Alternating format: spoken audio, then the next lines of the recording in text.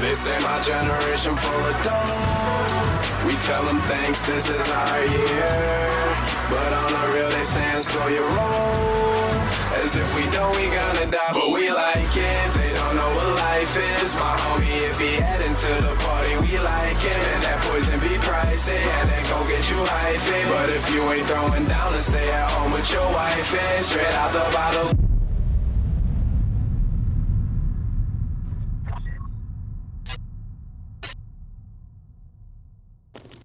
Guys, we just wrapped up talking to Shawn McClain here on top of the Ren Cen in downtown Detroit. He's the owner here at Highlands, as well as many restaurants throughout the country. He tells us why experience matters. Come watch this conversation and see why you should make Highlands your next stop in Detroit. Let's get into it. All right, we're back. Off the Block presents Shawn McClain, and we are at Highlands. Now, Shawn has a lot of different restaurants, and we were emailing back and forth a little bit. For a while. Yeah. Well, at Sorry, first, when we were trying to pick a place, you said you pick. Now, is that like trying to pick between a favorite child? You're just like, I can't choose, so you pick. But then you did decide here. It's always nice to be here, and I was actually double duty baking my daughter some French pastries this morning for her school. So Yeah. Kitchen this morning. You were baking a little bit for your daughter, doing a little behind the scenes. Yep.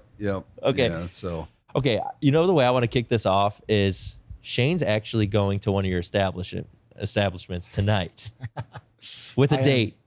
Now, where would you recommend out of your Detroit establishments, Olin or Highlands, to take a first date? A first date. First date. I don't know. That's a tough question. Kind of depends on how serious you are about the first date. But no, Olin is a great, super casual, super lively, city, urban, fun. Highlands is a little quieter, a little bit, little more serious. Still have fun, but yeah, it kind of depends. What your vibe is. Yeah. Well, see, my thought originally was I thought we were going to film this at Olin, so I'm like, oh, perfect. We'll do it at Olin. I'll take her afterwards. I can talk to the owner about Olin, and then we switched it up to Highlands, which is awesome because this place is great. But then I was like, do I take a first date to Highlands? I was like, Highlands is a little bit more class, like a little upper class, I feel like. And it's he's saying he's got to spend more money and he doesn't want to. That's part of it. I was like, it's the first date. If it was a second, third date, I'll drop a little bit more money on her. But it's the first day. I'm like, maybe Olin's probably the better move. That was my preference. It's hard to pick. Really, I think the food up here super layered and developed, and it's an experience. We do a 3-course prefix and a beautiful meat program kind of layered on top of that, wine pairings. And you can still get up here, you can still come to the bar and grab a snack and a beer.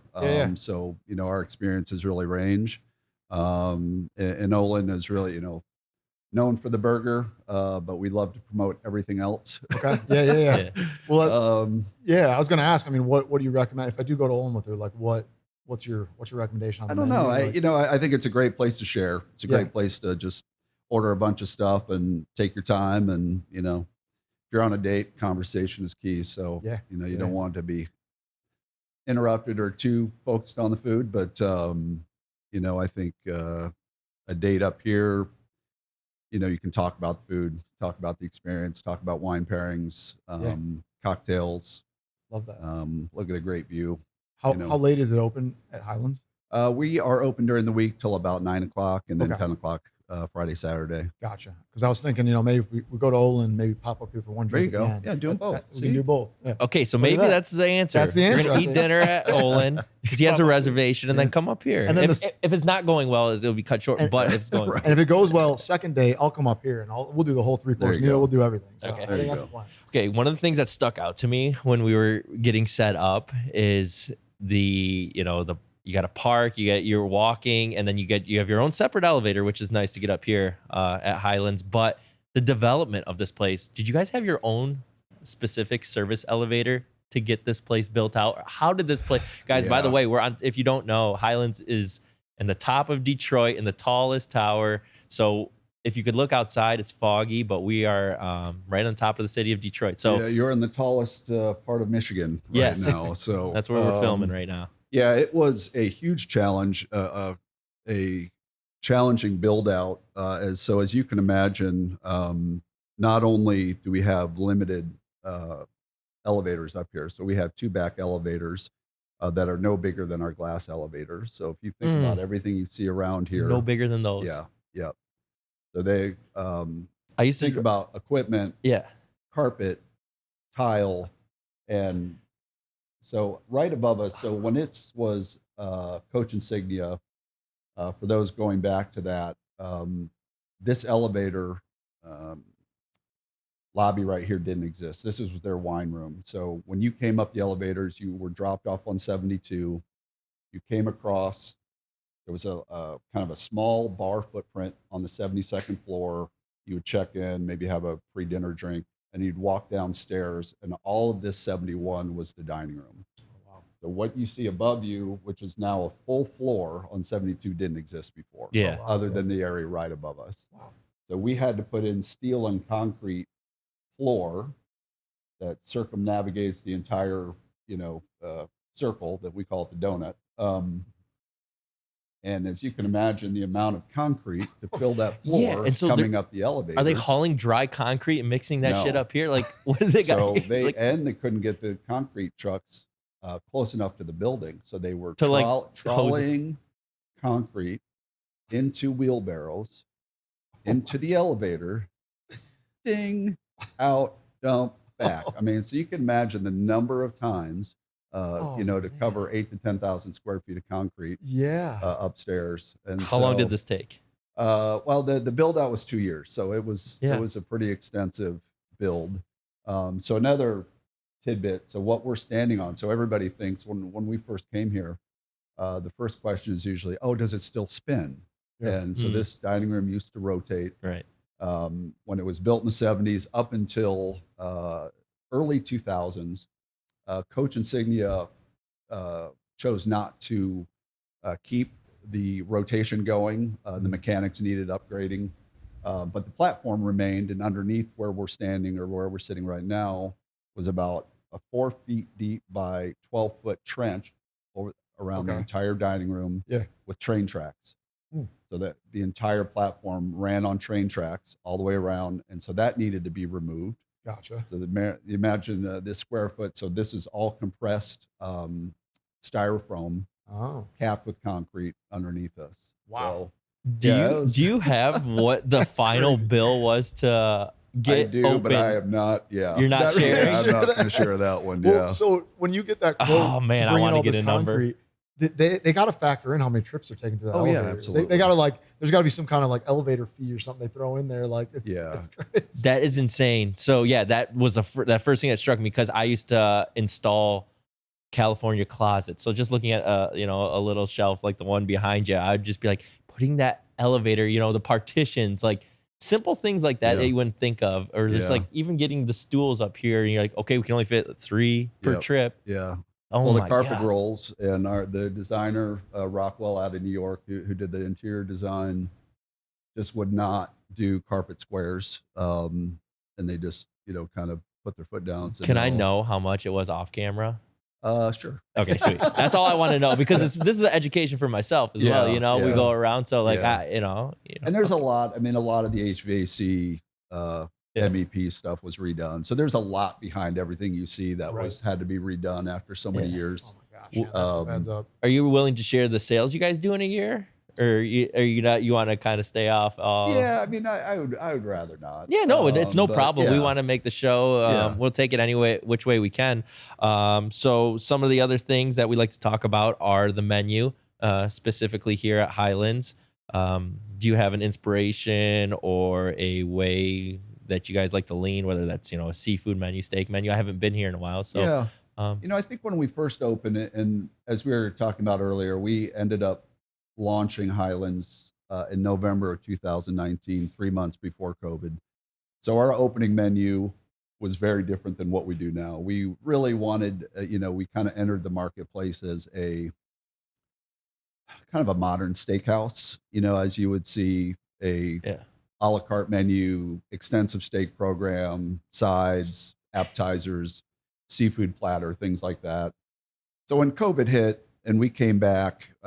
We really had to retool and rethink what we wanted to do up here. And one of the things that kind of drew out of that was a prefix menu 3-course. And so we do, that's our primary bread and butter menu.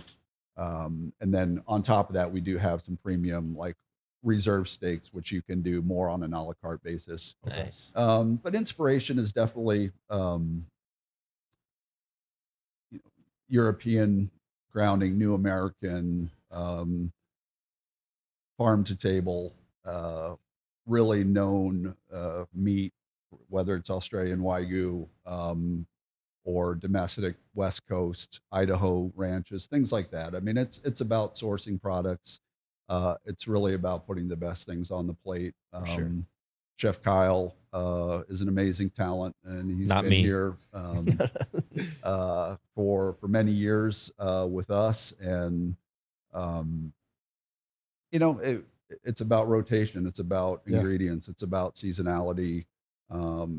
We understand, and you discuss that journey from getting up here. It is a journey. We realize that, and we want to make sure that when you come up, there's an expectation of, I parked, I walked, I took escalators, I took an elevator, I finally found it. And when you got here, we want that to be, something special that they are rewarded. Yeah, that's and it's awesome. not a nuisance by any means. No. It's a journey, I guess it's a way to Yeah. put it. It's an experience. Well, Like, it's remember an that time we experience. ordered I've that? heard Yeah, I'm sure you get both. You probably have Google reviews on I both. think it makes, because of how extravagant it looks in here and it's beautiful, it makes it more rewarding. Like if you walked in and it wasn't, it Right. didn't look like this, you'd Yeah, be like, I there's just a did all payoff. that and I came to this. Yeah. You come up here like, okay, that was kind of worth Mhm. it. This is part of the experience. Like it's awesome up here. Yeah. So you're well traveled, so I want to get to all these other places. So last one for Highlands for a bit.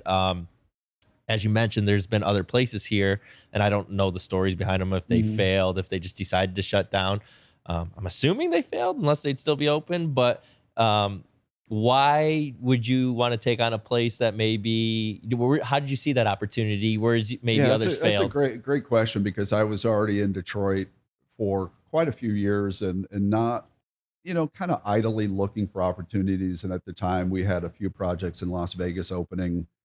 And then we were approached by General Motors about, just re-looking at what's possible up here. And at that time, there had been 2 previous restaurants. And to your point, honestly, they both did very, very well for many, many years. And so it was just, I think, a decision that GM just wanted to go a different direction. And it was time for something fresh and not only in design, but just in terms of just the way the menu was going. And obviously this was all precursor to the COVID. So everything, and that's probably a whole nother conversation. Yeah. Yeah. And so at first I just thought, coming from Chicago, kind of knowing those top of the tower restaurants, both in Chicago, the 96, the Lake Point Tower, being in New York, seeing some of the high tower restaurants, to me, I always felt like everybody was just kind of mailing it in, living on the view, Right. the food is secondary to just, getting up here and Yeah, sitting on the taking a window picture and, of the taking view. a picture. Yeah. Yeah. And so when we approached the project, we really felt challenged to food and experience first. And guess what? There's an unbelievable view on top of that. And Yep. so Yep. it's really, really trying, because we're food and hospitality people. Right. And, we just had really good rapport with GM, really saw their vision. And, it took a while. This was probably 2 to 3 years from conversation until, all the building we just talked about, to get this place open. And then GM decided that they're going to leave the building. Yeah. So what are your thoughts on the Dan Uh, Gilbert reimagination of the Ren Cen? Well, look, I think in my limited knowledge of real estate and development, there's probably few others better suited to do this project than Dan Gilbert and Yeah. Bedrock. And I think a lot of people have looked at it and didn't see the vision, and probably were intimidated by the sheer mass of the project. But I think like he understands Detroit. He understands the importance of this building as as being a centerpiece to the city for so long, and didn't really just want to just destroy that and and become a train station for 20 years and Yeah. derelict or abandoned or all that. So I applaud it. Obviously, it impacts us. That everything from COVID to GM has impacted us, and we've still thrived on a business and reputation and getting people up here to have that experience. There were 13,000 people in the building pre-COVID, and now there's literally none, other than the restaurants and the hotel. So we've come kind of full circle on that. But we are excited about the prospect of doing this again. In a few years, once the redevelopment keys up for us to come back and look at the space and relaunch Highlands, 2.0 in the future. So they would implode two of the other buildings. This is the center one, correct? Yep. And then, so you would effectively shut down during that time? We would. And what's the time frame? Have they told you or discussed that with you? Depending on when this is coming out. When is this? Probably in like a couple months. Or like a month. Probably a month. Yeah. Yeah. So we're sending out a depends how slow Ace goes. Yeah. It's up to him on the end. So we're actually, it's not completely it's getting out there, but May of 27. It's been pretty much announced, and we're going to have some staff stuff this week. I'm going to send out some press releases next week. So yeah, we are going through Final Four of 27, which is going to be in town. And then Grand Prix, which is the end of May, and then we'll go on hiatus. Okay, and then we'll see, and then we'll track development, stay in touch with Bedrock, and again, hopefully everything kind of comes back together, and it's an opportunity we want to come back to, and that they want us. And I want to make sure I heard you right. Did you say you thought Dan was a good guy to undertake it, or did you say there was other people? Oh no, maybe I think more he's suited? the best. He's Okay, the best suited. Yeah, I was confused for a second. Yeah, I don't know why. No, I think there's nobody else better suited than him. Okay, yeah. With his connection to the city, for sure. So, and you guys are leasing the space. We are. Yep. And so, how does that work during this hiatus? Are you on the hook for anything? Are you able to? No. I mean, it's we've always had a great relationship with GM, and GM obviously still owns the building. So they are still our landlords and partners in this, and they've been super supportive, and, they understand the impact it's had on us, and they've tried to do everything they can to support the building, keep the building in operational shape for people to get up here. And, we'll go through the next 15 months as strongly as possible. And our message is going to be, hey, it's kind of like the band's last tour, you got to get up here. And we're going to just try to capitalize on these last months of operations and parties and weddings. We have weddings booked, and, I mean, it's business as usual for us. Unfortunately, there's an end date for now, or a pause date. And then in the meantime, just looking at other projects, and enough to keep me busy for sure. And how many total restaurants do you own and operate? So we have 2 here in Detroit. So Vegas, Libertine Social, Bala, Wino Wine Bar. We have now 2 wine bars. In Vegas? In Vegas, yep. We're going to be opening another project late fall of this year off strip. And then we have 2 in Chicago, 1 open. One is going to be opening in June, a food hall for Penn Gaming, Penn Entertainment, in the suburbs of Chicago, and their Hollywood brand casinos. Nice. Which are really cool. Partner with some great chefs in Chicago to do that. Stephanie Izard, Bill Kim, and Antique Taco. So just really cool brands, but we're running those. And we'll be opening the second one in Aurora in June. So did you have a place in Minnesota that I was reading about, or was that no? Oh, I don't know. Something in Google said you had a place in Really? Minnesota. Maybe it's somebody else, or maybe you do. You don't Google even know. isn't always You have right. so many you don't even Google, know under I your don't belt, know. You man. can't always trust Google. So yeah, you're all over the place. Yep. And you were your first ones that you opened in Chicago then? They were. They were Yep. in Chicago. Yep. Yeah. Okay. I moved to Chicago, was a chef and partner of a restaurant called Trio for many years. And Trio, it was a fantastic restaurant, well lauded, and Grand Achatz, which ended up opening Alinea and going on to incredible fame. Yeah. Was the chef after me, took over Trio after me, and then I opened my first restaurant, Spring, in 2001, and was fortunate enough to win a James Beard through that restaurant. Spring was nominated for best new restaurant in the country. That's awesome. And what For were you James serving Beard. there? What was some of the dish? Spring was predominantly seafood, a lot of Asian, kind of Japanese, kind of linear, modest, super fresh.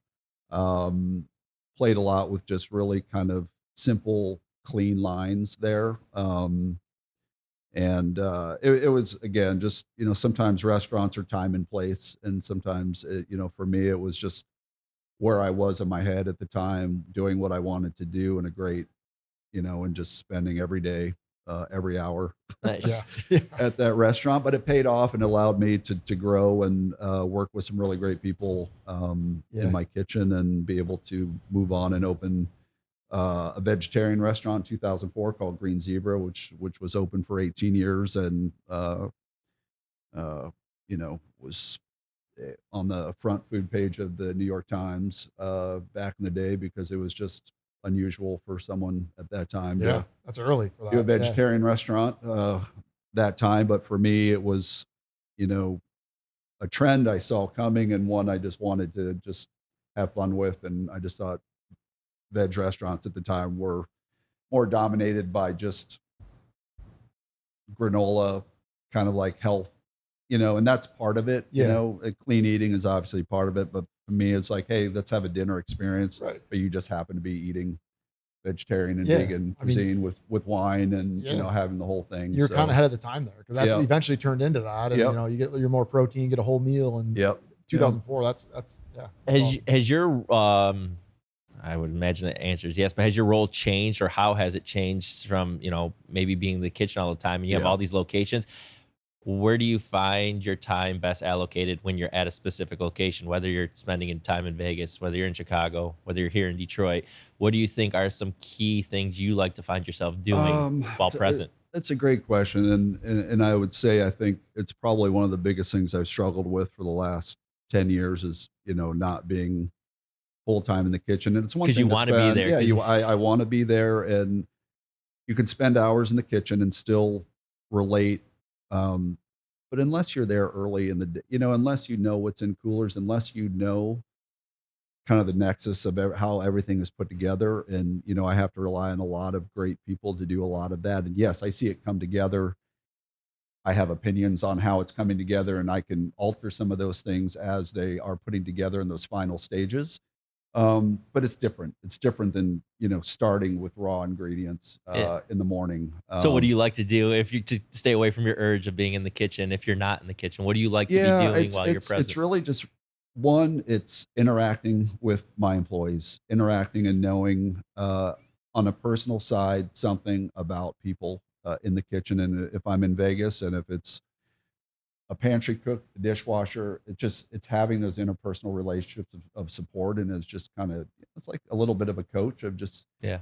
of acknowledging the hard work, acknowledging the teamwork, acknowledging that, their families within families, and trying to get the best out of people. And, at the end of the day, I want people to be happy in in what they're doing. And if they're not, it just Mhm. it takes a toll on everybody. And so it's a lot of that. And then really just kind of running service, watching the pass, watching the food, interacting with day-to-day chefs. And I flew out to Vegas on Sunday, day after Valentine's Day, thinking, after just getting rocked here Friday and Saturday, probably the busiest weekend here of the year, Yeah. as you can imagine. Yeah. And then I went there thinking, all right, I get a little bit of a break.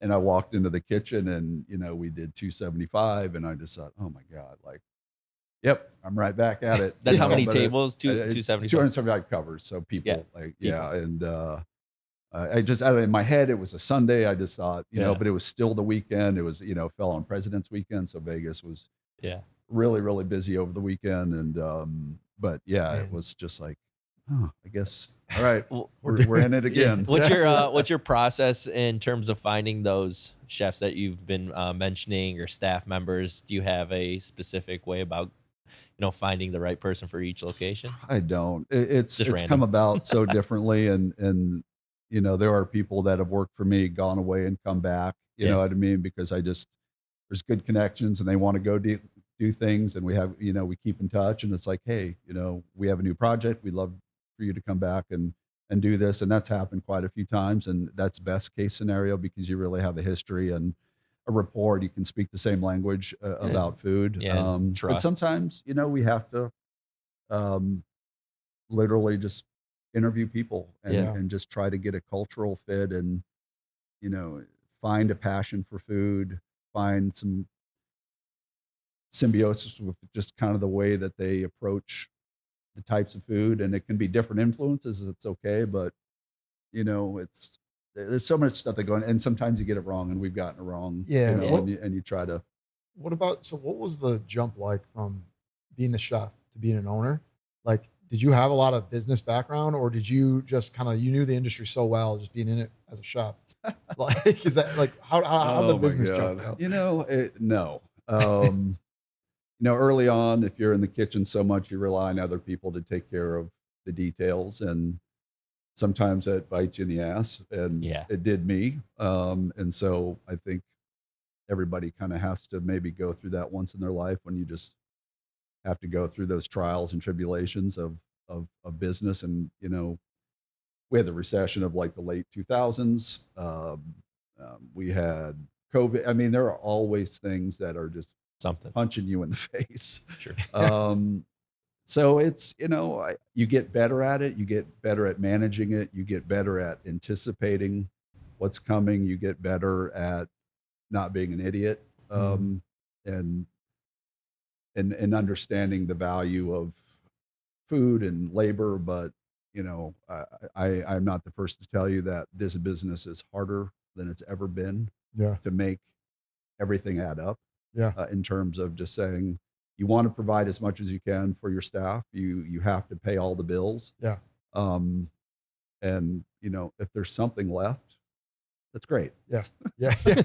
I mean, that's ideal. And you're just But- talking like just inflation, just their cost of inflation, goods and labor yeah, costs, it's just, and I it's mean crazy. everything. Yeah. And when they talk about, inflation's only 2%, 2% is added to the 24%. It's already gone up. Yes, Yeah. it's slowing, Yeah. but it didn't go back 24%. Yeah, it didn't go back down Yeah, anyway. Yeah. yeah, Yeah. And there's a threshold for people, what they'll pay in dining. There's thresholds for, you know what I mean? Like what Right. people will work for. So yeah, it's a confluence of a lot, and people's habits are changing. Yeah. How they're dining, where they're dining. I think Detroit, much like many cities, one of the after effects of COVID was people are in the suburbs more. They're closer to home more. More chefs that I know are opening suburban restaurants. Mhm. The bar of a suburban restaurant is greatly raised now. Yeah. Like, so if you're in the suburbs and you're kind of like, well, I've got 3 good choices near me. Yeah. Or am I going downtown? Right. When are you going downtown? It's usually when you have something going on. Yeah. Right. Show, concert, a game. Right. So that's not ideal. Ideal is a city that sustains itself, who has its own ecosystem of residents and people who just live and thrive on the city itself. And Yeah. For sure. there is some of that, but I think post COVID, it's building back slowly, and it's going to take a while. Yeah, that reminds me. We talk about this a lot. Like Detroit is such a sports city, and I just feel like it's so widely accepted to wear a jersey. So like at a place like this, Oh, yeah. would that be frowned upon if I walked up in here in like a Pistons jersey, Lions jersey? Is Or a that, Red Wings would you jersey recommend before the not game. doing that? No, not No. at all. Okay. It happens. I mean, Or my I think dad's it looked like- hunting as long as you've sweatshirt. showered. Yeah, as long as I shower, as long as you smell okay, you smell nice. Yeah, you can wear Yeah, whatever I you mean, want. we've had discussions a lot about just attire in the restaurant, and we suggest business casual, and obviously for game days, it's it's one of those things. But yeah, people are more casual Yeah. now, and we get. I think Americans are more casual. Yeah. Let me be clear with that. Like, Yeah, no, I agree. honestly, I for agree. me, because I'll dress like this anywhere, and my wife is Brazilian, which I've dropped pretty much every episode. That's not going to happen. Like, if we came here and we went before like a Pistons game, you can't wear that here. I Right, go, yeah. well, it's Detroit. I can. Trust Yeah, me. yeah. But not that it's okay or not okay. It's just kind of the way it is. It is. No, Yeah. I agree. And people skirt, and sometimes you wince a bit, Yeah. You're like, dude, come on. because you will have people up here for special occasions and they are dressed to the nines, and you want them to feel special and everything around them special. And if somebody's got a ball cap and Yeah. whatever, you're kind of like, oh, Yeah, you're like, oh man, like, this is you're like a ruining big the moment. vibe. yeah. Yeah. So Oh, it that's is, but No, I get it. I don't want to be Too guy stuffy. who's just Yeah. So we talk about some new signage, just strong, a little bit more strongly worded, but suggestive, and, For sure. but not a policy. But I get policies, but people, you're going to get a little bit of Look, I don't. back from whatever side you're on. You're going Mhm. to get it from the other. I don't really like the fact that people think they have the right to tell you, like, okay, I can come up here. If someone says, hey, I don't like how you're dressed, thank you for coming, but we have a code. Well, this is your house. If they want to come to your house, they should, be by your rules. They don't have the right to just be like, oh, I can dress however I want. 100%. Yeah, you can. Yeah. Somewhere else. Somewhere Yeah, else. I Like, know. that's how know. I If it am, was but you only can't- so easy. Yeah, right. It doesn't seem feasible in the hospitality business to have that attitude. No. People would be like, screw No. you then. Yeah. So it and doesn't then- seem feasible, but it seems reasonable to have that view of like, this is how we expect Yeah. conduct and how, Yeah, people- and it's people more need to understand. traditional. Yeah. Yeah, but now you can't do it. You pissed off the wrong person, and they've got 22,000 followers, and Yeah. they just Yeah. want to make a deal of something Yeah. that they want to make a deal of. Like you're like At the so I don't mercy of know, this You don't person. want to be at the mercy. You don't want to Yeah. be I beholden know, just yeah. to that, and you want to keep your Yeah. standards. No, and, for sure. It's a fine balance, but 100%. we've had good luck up here. Hopefully mean, you guys didn't This curse is us, amazing.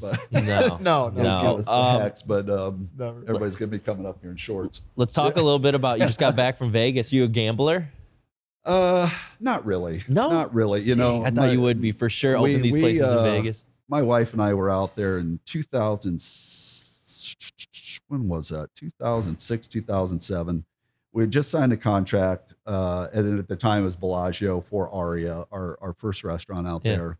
So we were just living like this is the best thing in the world. And so we went out gambling for 3 days, and it wasn't a ton of money, but it was a few $1,000s. Yeah. And by the end of that third day, like the feeling I had was like, I don't ever want to feel like this again. Like that was Because you lost it all. yeah. Oh, yeah. And it went up and down, up and down, up. But at the end of the day, it was gone. You know what I Yeah. mean? It was fun while it That was lasted. gone.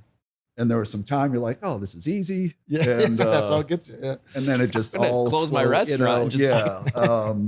And so just ever since then, so I'll do some sports, big games, Yeah. March Madness, things like that, which are just kind of makes watching fun. But to sit at a table or I just, I've sat at craps tables and Crafts, I just got into it. Yeah, I'm loving it right now. Crafts is fun, and It's and you awesome. can do pretty well. But it moves so fast. Like you have to be like, Dude, I played at the Atlantis in the Bahamas, and it was too expensive. Like usually you can Yeah. do like $6, Oh, $12. yeah. It was like Oh, 30, anything at 25. I Atlantis was like, is God yeah, damn. But I played and I Yeah, lost. Yeah, But it was fun. it is fun. Yeah, it is fun. it was but great. Yeah, but no, so not so much. Okay. Well, then, do you have a partnership with MGM, by the way? Or like, do you have partnerships with a specific set of casinos? MGM, we partnered with MGM back. Our first one was in 2009 to open Sage at Aria. Then we went on to open 550 Pizza Bar at Aria. Then Libertine Social at MGM, Mandalay Bay. So those are all MGM. Yep. We now have Bala, which is a partnership with Sahara, Alex Marullo, who's the owner there. And then our 2 wine bars, one is an independent ours and one is a partnership with JW Marriott. So not specific, but you do have a good relationships with these places? Absolutely. Yeah. Cool. No, they're great. I mean, it's just it's corporate.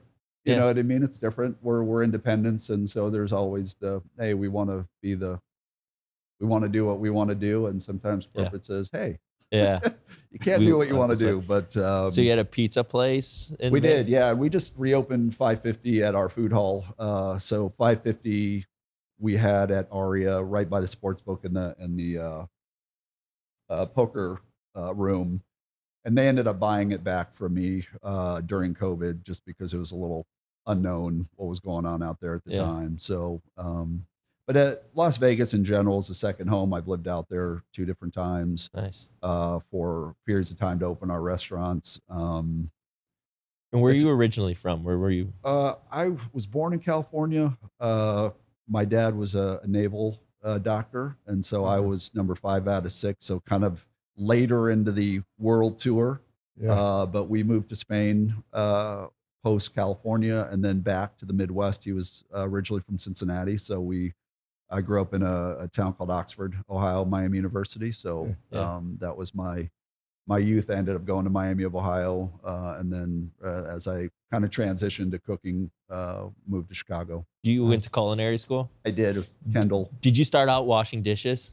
I did. It's all every time we talk to Yeah. somebody, that's how it starts. You I start did. out, I mean, it makes Everybody went sense. on our show. Yeah. That's awesome. Just wanted a job, and the place looked fun, and I decided I'll do anything, and did it for a few months and started cooking, and then within a year and a half, I ended up running that kitchen, and very modest food looking back on it, but at the time it was I come from, my dad was a doctor, my family's all independent business owners, and so I think it's just something in our DNA that Right. you have to be in charge. So I Do you quickly, ever cook at? I got a question I have written down. Do you ever cook at home? I always wondered about chefs and people who own restaurants. Like when you go home, like are you just guys having regular dinners at home, or do you usually just say, "Hey, we're gonna take this to go, wrap it up, and you grab wherever you're at"? It's a little bit of everything. A little bit of both. Having 2 girls in high school, we definitely try to squeeze in dinners at home. We enjoy that time. Yeah, if so we you can. enjoy cooking at home. Yeah. Awesome. Well, I didn't say I love cooking at home. He said his wife's cooking at home. So Holly will do some. I will do some. We try to make it quick. I don't want to spend time hours in the kitchen at So home. no. Yes that and part no. not. So it should be quick, pretty easy, and it's here at the restaurant you're spoiled because You have it all. all the tools, all my night, everything is just kind of here and available as needed. At home, it's just like, all right, do I want to make a mess in my house Right. to make dinner? But anyway, I do, I do like sitting at the table with the girls and having dinner. So, sometimes it's takeout. And so your wife, Holly, so she was going to be on here. Yeah. She was gonna. So she's fully integrated in the business. You guys fully business partners in this? Or Yeah. what's So her role like? when I met Holly, she started to work for me, and then quickly became in management, and then moved to Vegas, moved here, and really her focus at that time, because I was going back and forth to Vegas, was really just raising our daughters. And then she really wanted to do a project, and Olin is the word Olin is an Old English term for holly, the plant. Oh, Yeah. Her name is Holly. So nice. that's drop her. that. Nugget on the date today. I'm Yeah. saying that. I'm like, you know what Olin means? Let's see if Yep. she knows. And so she really, having grown up here, I think she always had wanted to do a restaurant. And, pre-COVID, there was so much energy going on downtown. We had started looking at this project, Highlands, which she was a part of opening, but she really kind of wanted to do her own thing. And so Olin was born out of those ideas. That's awesome. Nice. And she spent a lot of time in the first couple of years, and so now she's there a little bit less. The girls are still her focus, and we've got some good managers, and I'm usually there every other day and just checking in and just making things things aren't on fire. Yeah. Which question? Our main question? Yeah. We do always like to ask about What's it? celebrity appearances. Have you had what's some big names you ever had come in here? Highlands and Olin, Yeah. the You know? biggest names that you had come in. Up here, I mean, I think a majority of the Lions have been up here. We've hosted them for different things, and just can't say enough great things about just how gracious the team is and coach and Pistons. Other than that, up here, I don't. We had John Hamm at Olin, sat at the bar, and Dude, imagine being at the bar and John Hamm was I know. there. Yeah, he's Just like that he's show a cute that- guy in person. Handsome man. So Did you know he was going to be there? Like no, prior? I think he was at Shinola, and Shinola, I think really, it's the one core hotel for a lot of people who are in town for special, and that includes concerts and entertainers and all of that. So he was in film. I forgot what he was filming at the time, but people left him alone. He was super nice. Yeah. He had like 3 strong drinks, which I was impressed. He seems like a guy. You were yeah, here put when down he some was drinks. here then. What's that? You were here, present, like you were in Detroit when he was here? Or? I was, and I'm trying to think. I was. I think I caught the last few minutes of him being there. Cool. Did you go up to him and say like, "Thanks for stopping No, by"? Anything? I You just left him didn't. alone. I did. I left him alone. I think our manager at the time did. But we. I have a terrible memory. Number one.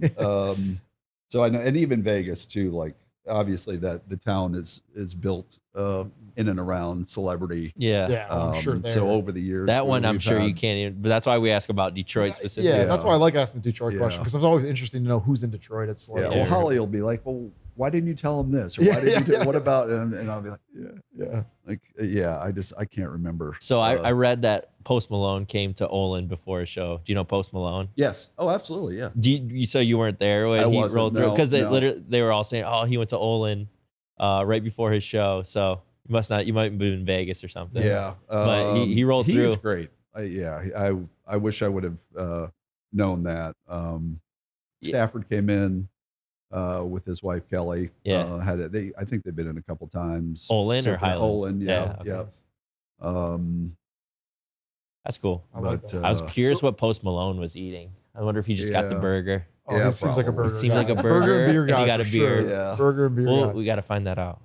So we're talking about this cabinet behind us, whatever we want to call it. So Yeah. what's the story here? Like, what is this? Is this like special?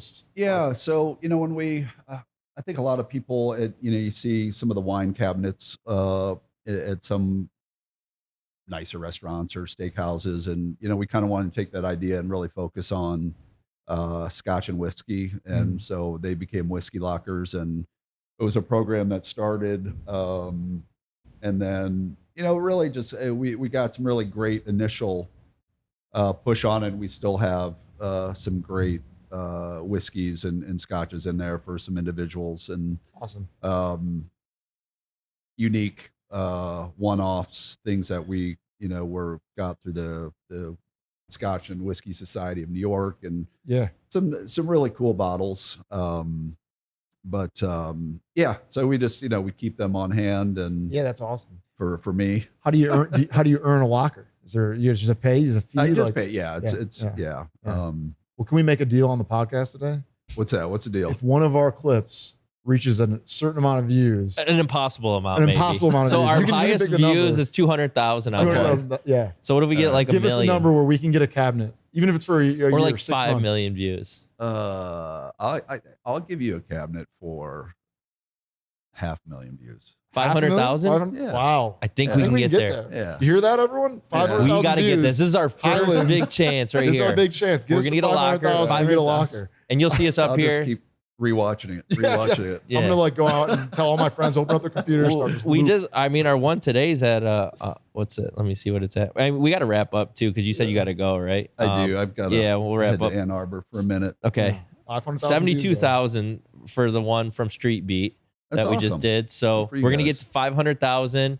on our Highlands I'm gonna clips. drink some scotch. Yeah, we'll come in and have some Cheers scotch. to a scotch. Yeah. We'll have our own locker. We're trying to get everything. Our place, we did Parlay Detroit, and they have this Barry Sanders room. Nice. And you got to earn it by showing up and going in. I told them we'll be there. I'm Awesome. going to be in the Barry Sanders room with Barry Sanders. So that'd be cool. our goal is to show commitment to all these great places in Detroit. So we'll wrap up with that. We appreciate your time today, Sean. absolutely. Unless you have anything else you want to promote or anything you No, want to get I out mean, there. I would just I think it was a say, good conversation. given the story about Highlands, it's obviously a passion project of mine, and in a very special place, in a special town, that oversees or overlooks the entire city, and there's a limited time frame to come up here, and we would just love, and even events upstairs.